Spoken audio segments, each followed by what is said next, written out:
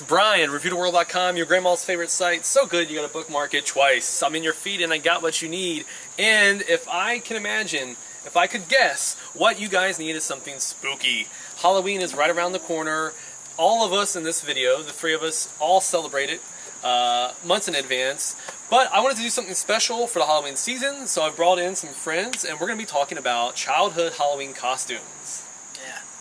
Now, sometimes when you're at the store, they probably still try to sell them to you. No, I'm just kidding. You guys? We're all in, I jest. But, no, as we were driving around today, the idea hit me. And I said, guys, I don't care if it's your favorite costume or your least favorite, anything in between, any memories that you guys have of dressing up for trick-or-treating. And everybody right away had ideas. And I'm really excited because beforehand, we didn't discuss this off camera. I don't know what you guys are going to bring up. And my hope is when the video is edited and published, there will be some pictures edited in. You can see, hopefully, some of these costumes. Without further ado, Dave, I'll jump in first and give mine. Real quickly, for those that are unfamiliar with Dave, let them know who you are. I'm Dave / DJD from Dark Entries Goth Radio on 90.5 WSC FM Columbia every Saturday night, playing nothing but spooky tunes and goth music, and also writer of RetroGhouls.com. Yeah, RetroGhouls.com recently kind of rebranded and relaunched over the this past summer. Check that out. A lot of fun things happening over there if you like spooky stuff. And if not, what are you guys doing watching this? No. So, let's all go back in the time machine. And we're kids, we're trick-or-treating. All of our favorite Halloween specials are airing on network television. And there's a weird humming. I think there's a UFO coming down to take me back to the motherland. So, I got a couple honorable mentions. I'll get out of the way first. I remember one year having this robot costume, which was essentially just something that you bought out of a, vinyl package, but it had little buttons on it, and I remember being obsessed with that. I remember one of the last times that I did trick-or-treat, towards the end, if you're like a preteen, you get kind of lazy. It was like a last-minute decision. I knew this might be one of my last opportunities, and I remember just having my mom put something together for me, and I went as a zombie football player. I just put like a jersey on and some, paint on my face. But if I had to think of my most memorable Halloween costume, it was, and here's what made it especially unique and special, was that it was all handcrafted. This wasn't one that was bought off the store rack. I went as Raphael from the Teenage Mutant Ninja Turtles. And my mom and dad both contributed to the costume, and I do have a picture of it, which you'll see in this video.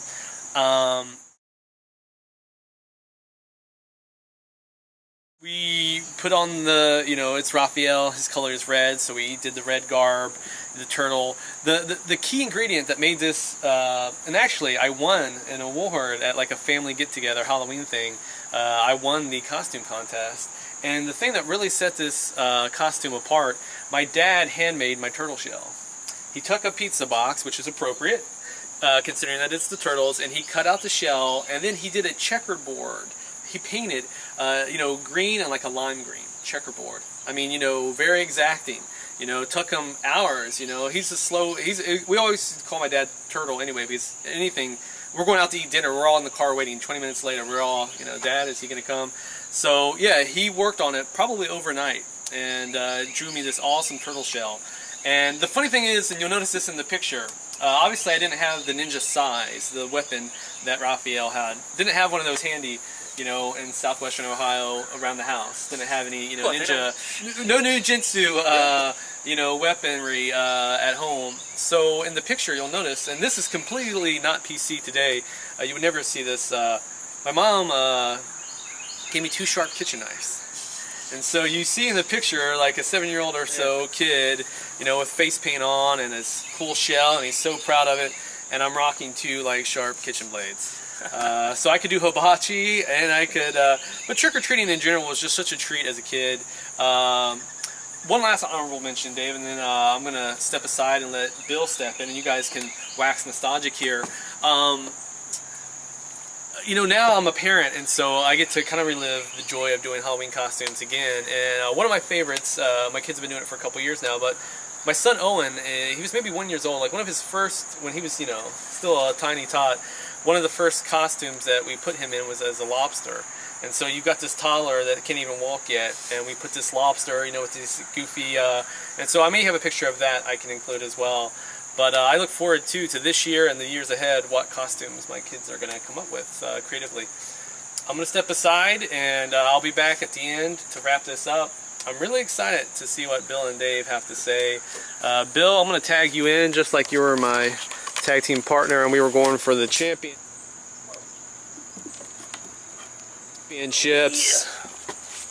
So that's Bill. Bill, most people on this site probably know you and Dave, but if not, give people a heads up. Well, I'm Will Bill, and I run the site, CasseroleofDisaster.com. You can find me around social media and the interwebs. While you're watching this right now, over at my site, we have the 2017 Halloween Hell Show, which is already commenced. Talking in the future right now. So I hope you're enjoying that if you've already been there. If not, pop on over when you get some time and Absolutely. Check it out. I know big things are in store this year, so please, CasseroleofDisaster.com. Give it a look. You'll be very pleased. Halloween-related thing on the internet right now. It's going to be a ton of fun. Yeah. Davey? Yep. When you start us off. All right, Davey's been sipping the coffee. He's been thinking. A couple honorable mentions and one big awesome Halloween costume. That's your favorite? 2 honorable mentions. I tell you, we'll go in order. First one's going to be my first costume ever that I know of. First one that was ever intentioned, unless my parents, as a baby, threw me into a lobster or something. Possibly. Yeah. Kindergarten. Take you back to kindergarten. Ben Cooper, Yoda costume. Came in a box, had to get a plastic mask on the inside of it. I remember putting that smock on. I remember the thing. We all remember like how it smells, you know, inside that plastic. Face gets all sweated up in there. I remember the smock. I remember the rubber band, the cheap rubber band. I remember the mask, the whole thing. I remember wearing it in kindergarten. My question is, and I gotta ask, did you do your best Yoda impression? And if so, I would love to hear it again now. I've begun this video hash. Chocolate chip cookies my teacher let me have. Damn straight. Yeah. A quick aside story about chocolate chip cookies in kindergarten. Not that this has anything to do with anything. But there was you had your morning class and your afternoon class. Yes, AM and PM. Exactly. So I was in PM. I was a PM kid. Each class had a board set up with names on it, and with like a little picture of Cookie Monster. And then next to the Cookie Monster was like 3 cookies. If you did something bad, you got a cookie taken away from your cookies, like little paper cookies. Yeah. And then if all 3 of your cookies were taken away by the end of the week, then some privilege you lost. I don't know what it was. Like you didn't get no recess. Thing. So anyway, there was a David in the morning class. I'm in afternoon class. Something went down. I'm sure that was not my fault at all, but I lost a cookie, and I'm not proud of this. But poor David, morning David, got screwed because suddenly, mysteriously, one of his cookies disappeared instead, and then ended up in my cookie section. I don't know how that happened, but so David, out there, if you're listening, morning David, I don't know what happened. I'm sorry. I apologize. Yeah. He's came clean. It's been on his conscience, guys, for like a long time here. Years feeling guilty. David's whole life went down the skids after that. I'm sure he went to a downward spiral of depression. So I'm sorry about how things worked out for you, Dave. Anyway, so that was the first one. Second one would be, honorable mention would be actually 2 years ago. This is dark for Halloween, even for any circumstance. But I went as Charlie Manson, actually. Whoa! Full Manson, yeah. And if you're watching this right now, you're probably seeing a picture of what I'm talking about. And there is, the beard and the wig and the whole thing. And yes, it's swastika, the whole thing. And I went to a couple parties. Rather, I should say, I went to the first party. Charlie went to the second. So from the second, you got in character. I walked into the second I left. I wasn't there, but you were talking to Charlie the entire time. So that was the thing. So then we get down to the big one. The big one, probably my favorite of all time, was about 10, 15 years ago. For 2 years and straight, I went as Edward Scissorhands. Wow. With a homemade costume. So I scoured like Goodwills and things, and I had a couple leather jackets and some leather pants and some boots and things. And I had belts and all the metal stuff. And I made homemade scissor gloves out of actual scissors. Whoa. And that was back when, believe it or not, I had a lot of hair. and I was a lot skinnier, and hair was teased up, makeup, the whole thing, and I've got a couple pictures of that too. So yeah, that's probably my favorite. I'll probably put more work into that than I have any costume ever. That's awesome. I wonder if Tim Burton would approve. I don't know. Yeah, probably so. Yeah. I don't know that I can pull it off now, but without a lot of extra. Yeah. A budget. Yeah. Exactly. That's it. Yeah, it's Vancouver. I don't want to have this go. Sweet. What year? Okay, so I guess in the same vein, 2 honorable mentions, and then my favorite, of course. Oh yeah. The first one was actually the worst one. So my worst Halloween costume for a brief period of time. My mom really got into the Phantom of the Opera, and so she made a costume of the Phantom of the Opera when I was like in the I think it was the 4th grade or something like that. Made me go to school for the Halloween. We used to have a Halloween parade or whatever. And oh yeah. The Phantom of the Opera, I didn't really know what it was, but the mask, the half mask looked kind of cool or whatever, but I didn't realize that you had to dress up, looking like a pilgrim. And, Maybe like a ruffled collar or yeah. So So that took about a year for that one to die down. But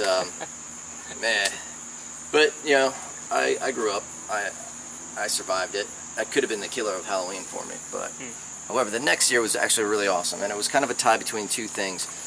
We had this amazing joke magic store in Marietta, Georgia called Eddie's Trick Shop. Ooh, I like. And it is like a year-round, almost Halloween store where you can rent costumes there. You can get all these different things. Actually, when I went there, I have this very specific memory of seeing a Tom Savini how-to makeup book that looked like the Bible of makeup. Whoa. It's an amazing store. It's still there today. Nice. It's not as good as I remember it, but then again, whatever survives childhood memories when you attribute it to something great. Yeah. My dad took me there, and I couldn't decide what I wanted to do that year. And the one thing that came out was the original Freddy glove.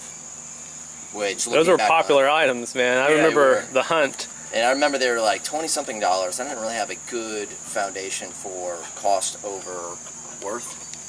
But my dad did. He was like, "You're gonna buy that. It's gonna end up in the garage. Think about really what you want to be for Halloween." So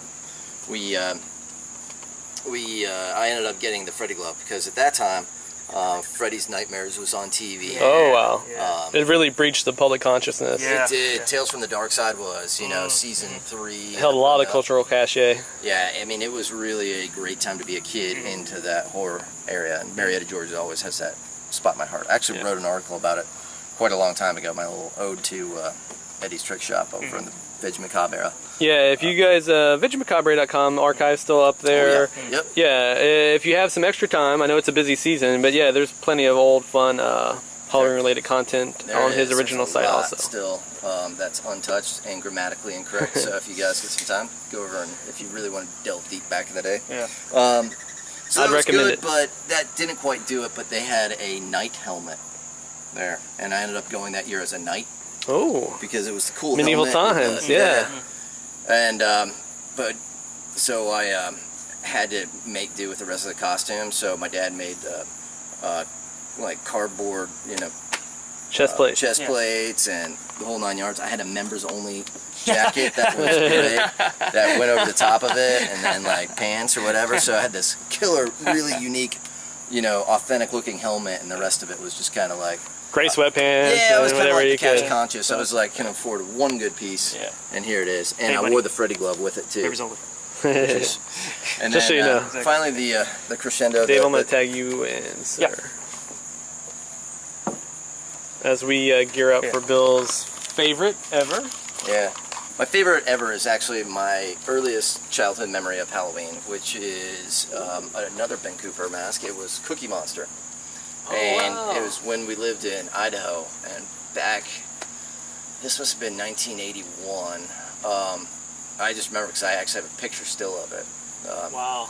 Where I'm in a coat with the Cookie Monster, over top, and then, the mask. And I just have a memory of it being so cold that day. And I didn't really understand the concept of trick-or-treating. I was just Yeah, Still quite young I yet, still remember, you know, that condensation in the mask. I didn't want to wear the mask. Whatever, I tripped. I spilled my Halloween candy. It was a pretty rough night, but I remember we went to a Halloween party, and this is when my parents were in the Navy. And I just remember like coming back to the house and being kind of like distraught.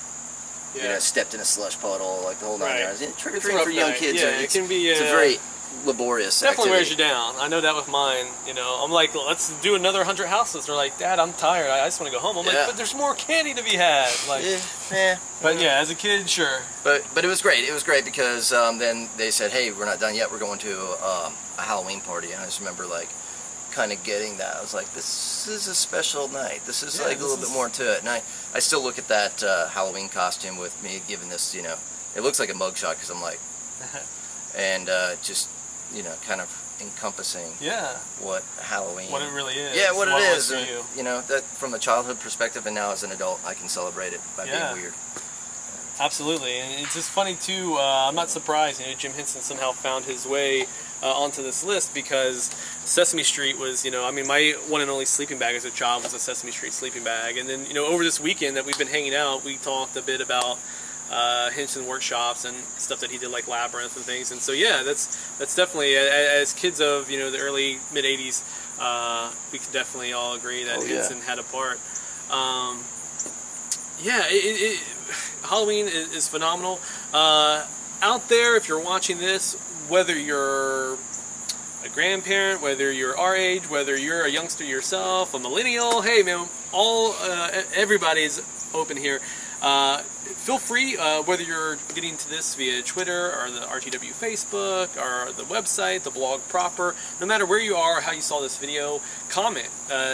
You know, share it if you'd like to friends and whatnot, but I would just love to hear each and every one of you guys if you have a memory, and I will definitely make sure that I share it with these guys, and I would just love to know, like, what's your favorite Halloween costume, because we've all got that story now, and I'm dying to know everybody else's, or your worst too. I mean, you know, sometimes there is one that you're a little bit ashamed about, and I'm sure if I dug deep into my old, you know, picture books back home, there's some that are a little embarrassing. I think there's one that I can recall where I was like a little Indian, I guess boy, but I remember in the picture I looked like a little Indian girl, like Pocahontas. I think I had braids on and stuff. So yeah, I'm sure we've all got some embarrassing ones. But please find that picture. Please find that. I might have to dig that one out. Yeah. No promises. But thanks everybody for watching this video. I plan to put it up probably sometime in September. October's right around the corner, Halloween. Plenty of time to do some spooky stuff. We always urge people out there to celebrate the season any way that they see fit.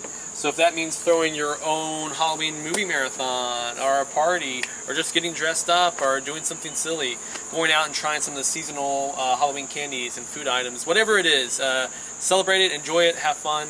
We'll see you guys later. See you guys. Peace.